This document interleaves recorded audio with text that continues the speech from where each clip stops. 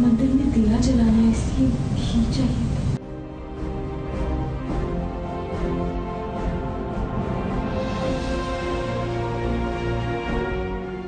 वो तुम कर दोगी ना तो तुम्हें माता रानी के दिए के लिए घी दे दूँ।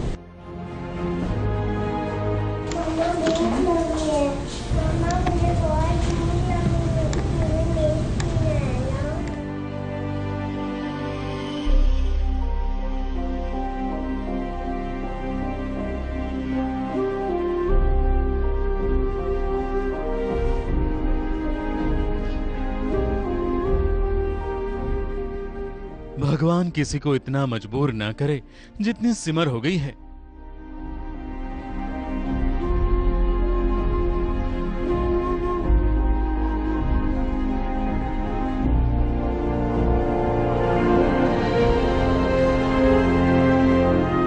भगवान के सामने दिया जलाने के लिए थोड़े से घी के लिए भी उसे अपने ही घर में भीख मांगनी पड़ रही है। इस घर के लोग 2 वक्त का खाना खाना भूल जाएंगे, माता रानी के आगे घी का दिया जलाना नहीं भूलेंगे ना।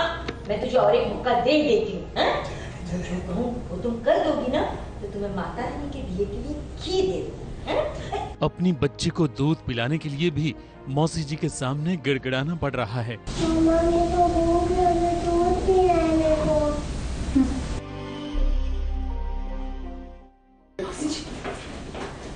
आई एम श्योर मतलब अगर मैं अपने आप को एक सीरियस सिनारियो सोच के बैठूं कि एक मदर को अपनी बच्ची को फीड करने के लिए दूध किसी से मांगना पड़ रहा है, तो मुझे लगता है that's the worst thing that any mother can ever think of.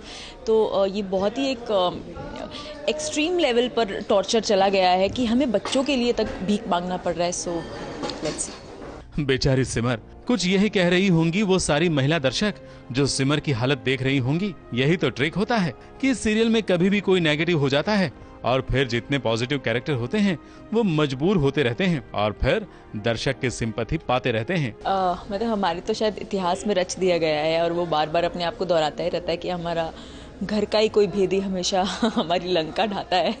तो it's yet again all over again and I think उसी में ऑडियंस पॉइंट ऑफ व्यू से मुझे लगता है उसी में ज़्यादा मज़ा भी आता होगा, क्योंकि जब आपका सबसे ज़्यादा चहेता या जब आप में से ही कोई निकल के एक रिबेल बन जाए तो उसको देखने में भी शायद ज्यादा मजा आता होगा। लेकिन सिर्फ सिमर ही नहीं, सिमर के अलावा भी 2 और बहुएं हैं जो मौसी जी के खौफ से डर रही हैं और अपने ही घर में वो खाने की चोरी कर रही हैं, टिफिन में खाना छिपा रही हैं और मौसी जी के आगे उन्हीं के साथ होने का ड्रामा कर रही हैं। मौसी जी और किसी का तो पता नहीं, पर हम लोग आप ही के साथ हैं और हमेशा आपके साथ ही रहेंगे।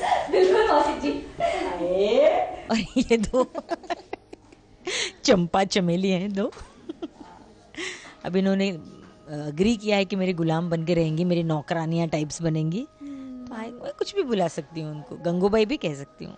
कम से कम नौकरानी बनने के बाद हमें अच्छे से खाना, अच्छे से पहनना तो नसीब होगा। सिमर रोली और माता जी की तरह सड़ेंगे तो नहीं, तो इसलिए हमने ये साइड चूज किया है। सिमर के पास फिलहाल तो भगवान के सामने हाथ जोड़कर प्रार्थना करने के अलावा और कोई चारा नहीं है। जल्द ही भगवान उसे कुछ और सद्बुद्धि देंगे और जल्द ही वो मौसी जी की बुद्धि को ठिकाने लाने का प्रयास शुरू कर देगी, लेकिन उससे पहले दर्शकों की भरपूर करुणा और दया पालेगी।